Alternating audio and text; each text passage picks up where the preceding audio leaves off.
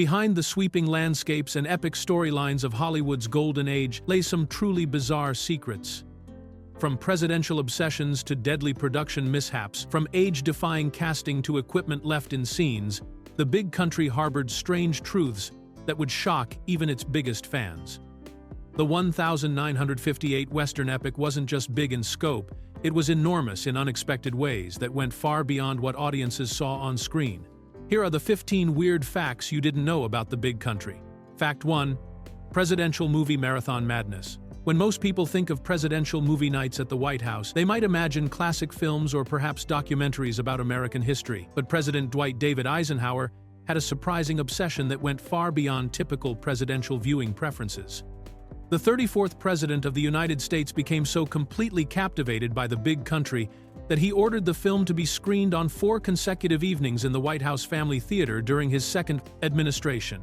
This wasn't just casual viewing either. According to Paul Fisher, the White House projectionist who kept detailed logs of presidential movie activities, Eisenhower didn't simply watch the film multiple times over several months or years. He literally had it shown night after night, back to back, as if he couldn't get enough of Gregory Peck's pacifist sea captain and the sweeping Western landscapes. The president reportedly called The Big Country simply the best film ever made, and declared it his #1 favorite film, praise that seems almost impossible to believe coming from the leader of the free world. What makes this presidential movie marathon even more fascinating is the timing and context. Eisenhower was viewing this epic Western during some of the most tense years of the Cold War, when international conflicts and nuclear tensions dominated daily White House discussions. Yet here was the president, finding solace and entertainment in a film about feuding cattle ranchers and water rights disputes in the American West. The choice seems particularly fitting when you consider that Gregory Peck himself later revealed the film was intended as a liberal commentary on Cold War tensions. Perhaps Eisenhower recognized something deeper in the story about conflict resolution and the futility of endless feuding. Whatever drew him to the film, his 4-night viewing marathon remains one of the most unusual presidential movie preferences in White House history, proving that even world leaders can become completely obsessed with Hollywood entertainment. Fact 2. Father-son age gap scandal. One of the most unbelievable casting decisions in The Big Country involves the family relationship between 2 of its most prominent characters. Burl Ives, who plays the grizzled patriarch Rufus Hannessy, was actually only 11 years older than Chuck Connors, who portrays his eldest son, Buck Hannessy. This means that when the film was shot in 1957, Ives would have been just 11 years old when his supposed son was born, making their on-screen father-son dynamic biologically impossible in real life. The age gap becomes even more ridiculous when you consider the characters they're playing.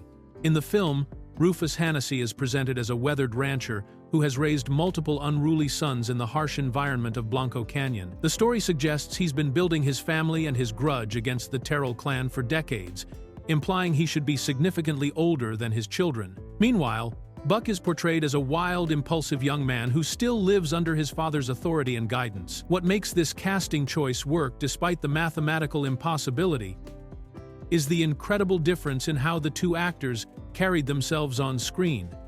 Burl Ives, with his full beard, stocky build, and commanding presence, naturally projected the authority and gravitas of a patriarch who had lived through years of hardship and conflict.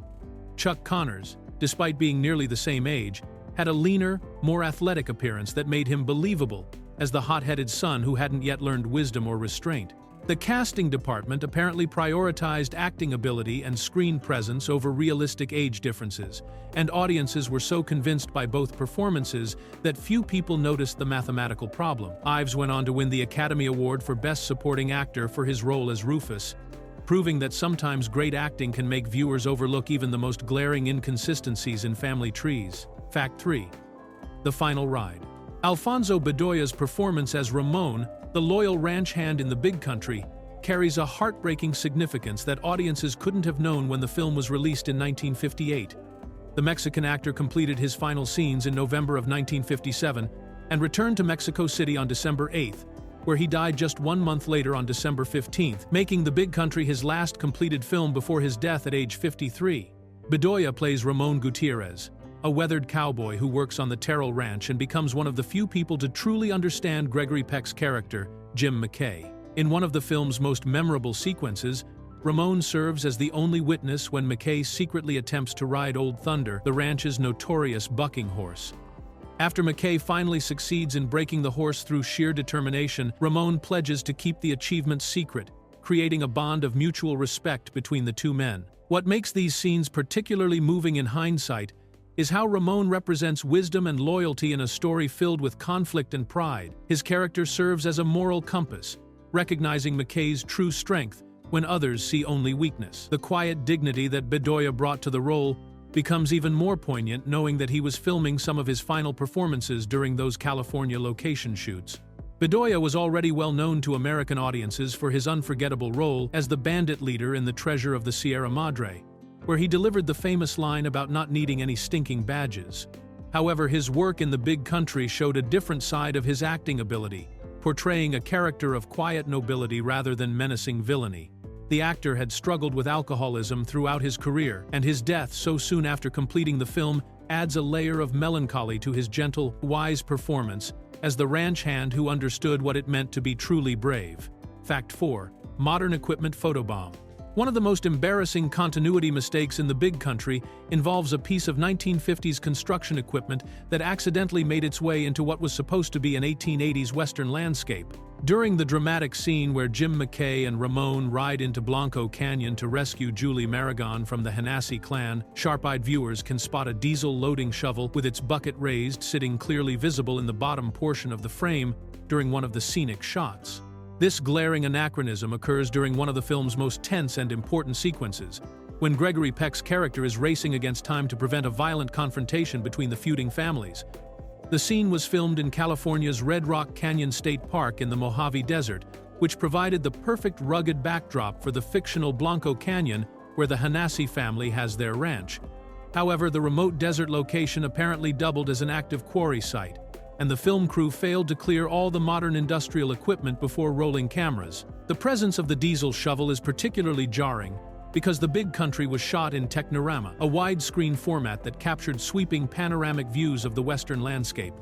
The format was specifically chosen to showcase the epic scale and natural beauty of the American frontier, making the intrusion of 20th-century machinery even more noticeable to audiences who were paying attention to the gorgeous cinematography. What makes this mistake even more amusing is that it appears during a film that was otherwise meticulously crafted, with careful attention paid to period details in costumes, props, and set design. The production team spent considerable time and money creating an authentic Western atmosphere, only to have their efforts undermined by a single piece of heavy equipment that nobody remembered to move out of the shot. The diesel shovel remains frozen in time, forever part of this classic Western's most unintentional moment of time travel. Fact 5. The bowler hat historical blunder. One of The Big Country's most persistent running jokes is based on a completely false understanding of Old West fashion history. Throughout the film, Gregory Peck's character James McKay is repeatedly mocked and ridiculed by the local cowboys for wearing his bowler hat, which they treat as clear evidence that he's a soft Easterner who doesn't belong in the rugged frontier. The characters make it seem like only someone completely out of touch with Western life would dare to wear such an obviously inappropriate piece of headwear in cattle country. The problem with this entire storyline is that the bowler hat was actually one of the most popular and practical hat styles worn throughout the American West during the 1800s. Far from being an Eastern fashion statement that marked someone as an outsider, the bowler was so common among working cowboys, ranchers, and frontiersmen that it has sometimes been called the hat that won the West. The sturdy, round-crowned hat was preferred by many Western men because it stayed on better than other styles during horseback riding and provided excellent protection from sun and weather. Historical photographs from the period show countless cowboys, lawmen, and settlers wearing bowler hats while going about their daily business on ranches, in mining camps, and in frontier towns. The hat was particularly popular because it was more durable and practical than the wide-brimmed Stetson, which could easily be knocked off by tree branches or strong winds. Even famous Western figures like Bat Masterson and Butch Cassidy were frequently photographed wearing bowler hats rather than the stereotypical cowboy hats that Hollywood would later make famous. This means that Jim McKay's choice of headwear would have been completely normal and unremarkable to actual 1880s Westerners, making the film's treatment of his bowler hat as a sign of Eastern weakness a perfect example of how Hollywood myths about the Old West became more powerful than historical reality. Fact 6. Hated musical masterpiece. The sweeping, memorable musical score that opens The Big Country and has become one of the most recognizable themes in Western film history was almost never heard by audiences because director William Wyler absolutely hated it and wanted to fire composer Jerome Moross. Wyler was so opposed to the music that he actively insisted on hiring a completely different composer to redo the entire job from scratch, viewing Moross's work as completely unsuitable for his epic Western vision. Jerome Moross had created a bold, expansive orchestral score that perfectly matched the film's grand scope and themes of conflict and reconciliation. The opening theme in particular was designed to capture the vastness of the American frontier and the epic nature of the story about feuding cattle families. However, Wyler found the music too overwhelming or perhaps not in line with his personal taste for how a Western should sound, leading to heated disagreements during the post-production process. The situation reached a crisis point where Wyler was ready to completely replace Moross and start over with new music, which would have been an expensive and time-consuming decision. However, when the film was shown to preview audiences with Moross's score intact, something unexpected happened. The audiences responded with tremendous enthusiasm to the music, especially the powerful opening theme that played over the sweeping landscape shots. Their reaction was so overwhelmingly positive that it became impossible to ignore. Gregory Peck, who served as both star and co-producer of the film, stepped in to mediate the conflict between his director and composer. Recognizing that the audience response proved the music's effectiveness, Peck successfully persuaded Wyler to back down from his plans to replace the score. This intervention proved to be crucial for film history, as Moross went on to earn an Academy Award nomination for his work, and his score for The Big Country is now considered one of the greatest and most influential Western soundtracks ever created. Fact 7. Script rewrite hell. Gene Simmons, who played the pivotal role of schoolteacher Julie Maragon in The Big Country, experienced such a traumatic time during production that she refused to speak about the film publicly for over 30 years after its release. When she finally broke her silence in an interview during the late 1980s, she revealed the shocking extent of the chaos that plagued the screenplay throughout the entire filming process.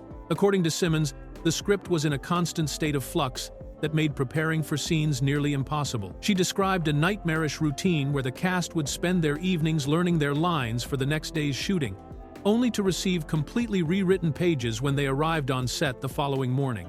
This wasn't an occasional occurrence but happened repeatedly throughout production, creating an atmosphere of uncertainty and frustration that affected the entire cast. The situation became so severe that actors would stay up all night memorizing new dialogue, only to discover that even those revised lines had been changed again by morning. Simmons explained that this constant rewriting made delivering convincing performances extremely difficult because the actors never felt secure in their understanding of their characters or the story being told. The uncertainty extended beyond just dialogue changes to include modifications in character motivations, plot points, and even the relationships between characters. This script chaos apparently stemmed from the fact that multiple writers had worked on the screenplay adaptation, including Robert Wyler, Jessamyn West, Leon Uris, Robert Wilder, James Webb, and Cy Bartlett. Gregory Peck later admitted in interviews that despite using 7 different writers, he and director William Wyler remained dissatisfied with the script even as filming began. However, financial commitments and scheduling pressures forced them to proceed with production while still making major changes to the story, creating the daily rewrite nightmare that left Gene Simmons so traumatized she couldn't discuss the experience for decades. Fact 8. The stunt double secret. One of the most dangerous and physically demanding scenes in The Big Country involved Gregory Peck's character Jim McKay repeatedly attempting to ride Old Thunder, the ranch's notorious bucking horse that had never been successfully broken. According to Slim Pickens' daughter, who revealed this information years after the film's release, her father secretly served as Peck's stunt double during the intense horse-bucking sequences, but not for the reasons most people would expect. The arrangement came about because Slim Pickens actually owned the horse that was cast to play Old Thunder in the film. As an experienced rodeo performer and cowboy actor, Pickens had a deep understanding of his animal's temperament and behavior patterns, having worked with the horse extensively in rodeo circuits and other film projects. When it came time to shoot the dangerous scenes where McKay gets thrown repeatedly from the saddle, Pickens made it clear that he didn't trust anyone else to ride his horse safely. This created an unusual situation where the stunt work wasn't just about protecting the star from injury, but also about protecting a valuable and temperamental animal from inexperienced handling. Pickens was concerned that other stunt performers or even Peck himself might not understand how to work with his horse properly, potentially causing harm to the animal or creating unpredictable, dangerous situations on set. The secrecy around this arrangement suggests that the filmmakers wanted audiences to believe they were watching Gregory Peck himself struggle with the wild horse, maintaining the illusion that the star was performing his own stunts. Pickens's expertise as both a rodeo cowboy and a character actor made him the perfect choice to double for Peck, since he could handle the horse safely while maintaining the physical storytelling that the scene required. This behind-the-scenes detail adds another layer to one of the film's most memorable sequences, showing how practical concerns about animal safety influenced the production process. Fact 9. 3-year friendship feud. The production of The Big Country destroyed one of Hollywood's most respected professional friendships when Gregory Peck and director William Wyler had such a devastating confrontation that they completely stopped speaking to each other for 3 full years after filming wrapped. This was particularly shocking because the two men had previously enjoyed a close working relationship and personal friendship, having collaborated successfully on the romantic comedy Roman Holiday just a few years earlier. The explosive conflict centered around a specific scene involving a buckboard sequence early in the film, where Peck felt that one of his close-up shots needed to be reshot to improve the quality of his performance. Wyler, who was known for his perfectionist approach and willingness to shoot dozens of takes, surprisingly disagreed with Peck's assessment and suggested they wait to see a rough assembly of the scene before making any final decisions about reshoots. This disagreement escalated into a major argument that went far beyond typical creative differences. According to witnesses on the set, Peck became so frustrated and angry during their confrontation that he actually walked off the production entirely, abandoning the film and forcing the studio to negotiate his return. The situation became so tense that Wyler later told reporters, "I wouldn't direct Peck again for $1 million, and you can quote me on that." A public statement that made their professional breakup official and very public. The feud was particularly damaging because both men were at the peak of their careers and had mutual respect for each other's talents. Their falling out meant that two of Hollywood's most successful collaborators would never work together again, despite their proven ability to create successful films. The reconciliation finally came in 1960 when Peck congratulated Wyler on winning the Academy Award for directing Ben-Hur, and they shook hands at the ceremony. However, true to Wyler's angry promise, they never made another film together despite patching up their personal relationship. Fact 10. The Vanishing Car. The most jarring anachronism in The Big Country occurs during what should be one of the film's most romantic and carefully crafted moments. At the very end of the movie, around the 2-hour 45-minute 45-second mark, Jim McKay and Julie Maragon are having their final romantic scene as they contemplate the sweeping landscape after leaving Blanco Canyon together. During this tender moment that's meant to show the couple beginning their new life together in the peaceful aftermath of the violent family feud, a modern automobile can be clearly seen driving across the background landscape directly between the two protagonists. The car appears to be moving at a speed that's obviously too fast to be a horse or any other form of 1880s transportation, making it immediately obvious to viewers who notice it that something doesn't belong in the scene. This mistake is particularly embarrassing because the final scene was designed to be a sweeping, romantic conclusion that emphasized the vast, untamed beauty of the American frontier and the hope for a peaceful future between McKay and Julie.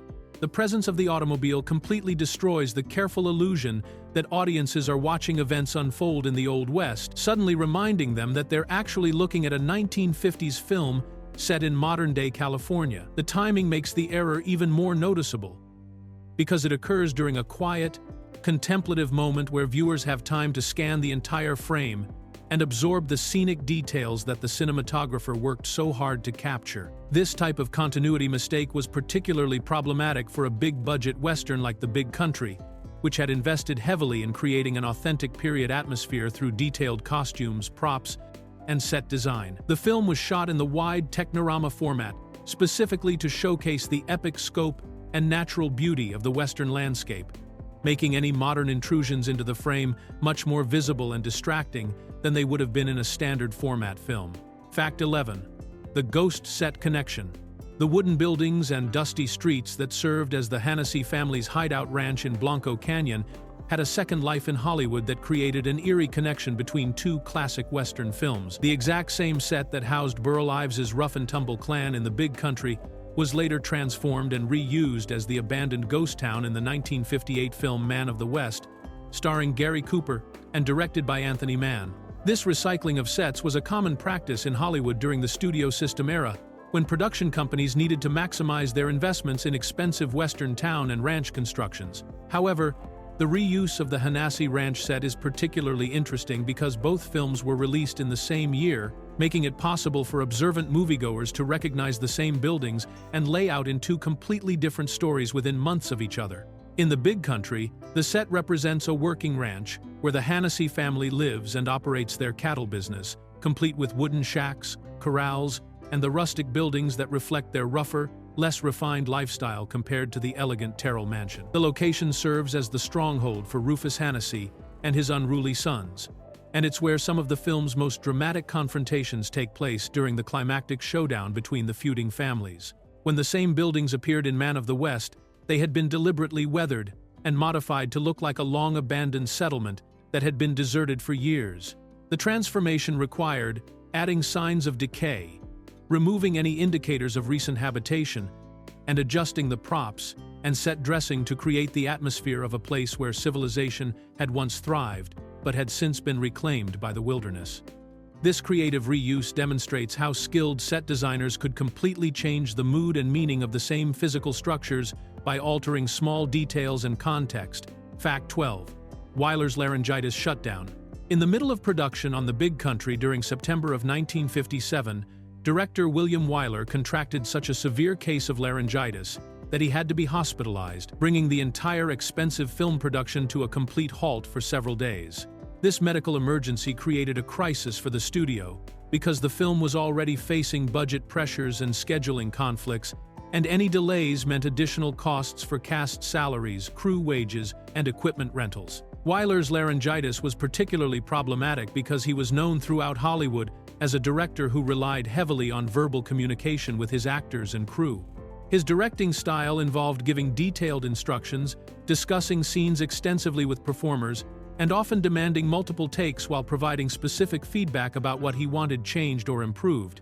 Without his voice, Wyler simply couldn't function as the kind of hands-on director that both he and his cast expected him to be. The timing of the illness was especially unfortunate because the production was already dealing with numerous other challenges, including the constant script rewrites that were frustrating the cast, and the growing tensions between Wyler and several of his leading actors. Adding a medical emergency to an already stressful situation put additional pressure on everyone involved and threatened to push the film even further behind schedule. The hospitalization also highlighted how dependent big-budget Hollywood productions were on their key personnel, particularly strong-willed directors like Wyler, who maintained tight control over every aspect of their films.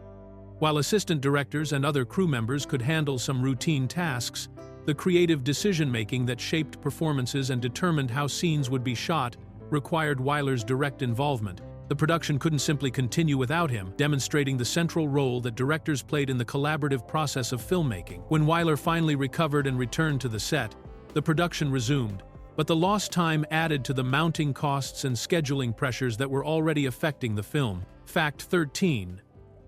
The assistant director's secret ending. William Wyler made one of the most unusual decisions in his directing career when he left The Big Country before principal photography was completely finished, delegating the responsibility for filming the final romantic scenes between Jim McKay and Julie Maragon to his assistant director Robert Swink.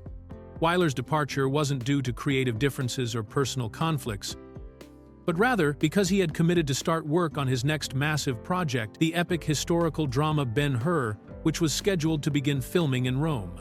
This situation created an extraordinary circumstance where one of Hollywood's most respected and control-oriented directors trusted someone else to complete the emotional climax of his film. Wyler was known throughout the industry for his perfectionist approach and his insistence on maintaining creative control over every aspect of his productions, making his decision to hand over the final scenes particularly surprising to cast and crew members who had worked with him on previous films. Robert Swink took on the enormous responsibility of directing the concluding scenes that would determine how audiences felt about the entire story and the relationship between Gregory Peck and Gene Simmons' characters. These final moments needed to provide satisfying closure to the epic tale of family feuds, personal growth, and romantic love that had been building throughout the film's nearly 3-hour runtime. When Wyler eventually saw the footage that Swink had directed, he was so impressed with the quality and emotional impact of the scenes that he wrote a letter to his assistant expressing his complete satisfaction with the work. In the letter, Wyler stated, "I can't begin to tell you how pleased I am with the new ending. The shots you made are complete perfection." This praise was particularly meaningful coming from a director who was notoriously difficult to please and who rarely expressed such enthusiastic approval of other people's work, making Swink's contribution to the film's success a remarkable achievement in Hollywood collaboration. Fact 14. Carol Baker's wrist welts. Carol Baker endured genuine physical injury during the filming of an intense dramatic scene with Charlton Heston that required her to struggle against his grip while he held both of her wrists. The scene called for Heston's character Steve Leach to forcibly restrain Baker's character Patricia Terrell during a heated confrontation, but director William Wyler's perfectionist approach to filmmaking turned what should have been a straightforward sequence into a painful ordeal for the young actress. Wyler instructed Heston to grab Baker's wrists and not let her go no matter what happened during the take, while simultaneously telling Baker that she needed to wrench herself free by any means necessary. This created a physical conflict where both actors were working against each other with real force, rather than the carefully choreographed movements that would normally be used for such scenes. Heston later recalled that he outweighed Baker by nearly 100 pounds, making the physical struggle extremely uneven and potentially dangerous.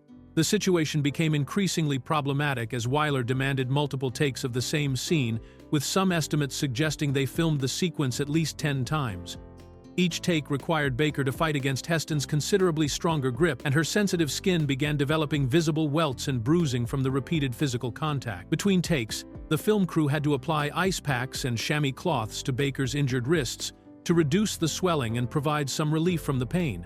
The emotional toll on Baker was as significant as the physical damage, as she became frustrated and angry about the situation, eventually breaking down in tears during the filming process. She confronted Wyler about the problem, telling him that Heston wouldn't release her wrists, but the director insisted that she needed to escape from his grip on her own rather than asking her co-star to modify his performance. This incident exemplified the intense and sometimes physically demanding approach to filmmaking that characterized Wyler's directing style. Fact 15. The impossible keel hauling reference. Gregory Peck's character Jim McKay makes a casual reference to his naval background that contains a serious historical error when he tells Major Terrell that the rough treatment he received from the Hennessy boys was to be expected, comparing it to being keel-hauled as a young seaman the first time he crossed the equator. McKay presents this experience as a normal form of naval hazing that happened to sailors during their maritime careers, but this reference reveals a fundamental misunderstanding of what keel-hauling actually was and when it was practiced. Keel-hauling was never a form of hazing or initiation ritual, but rather one of the most severe and often deadly punishments used in naval discipline. The practice involved tying a sailor to a rope, throwing him overboard, and dragging him underneath the ship's hull from one side to the other. The victim would be scraped against the sharp barnacles and rough surfaces that covered the bottom of sailing ships, often resulting in severe injuries, infections, or death from drowning before the punishment was completed. The historical timeline makes McKay's reference even more problematic because keel hauling was officially abolished by most naval services in 1853, at least 25 years before the events depicted in The Big Country, which is set in the 1880s based on the types of Colt revolvers carried by the characters. This means that McKay, who appears to be a man in his 30s or 40s, would have been born well after the practice had been banned, and could never have experienced it during his naval service. The confusion probably arose from the writers mixing up keel hauling with the actual naval tradition of crossing the line ceremonies, which were indeed hazing rituals performed when sailors first crossed the equator. These ceremonies involved various forms of harmless pranks and initiation activities, but they were completely different from the brutal punishment that McKay describes, creating an anachronism that reveals the scriptwriter's incomplete research into naval history and traditions.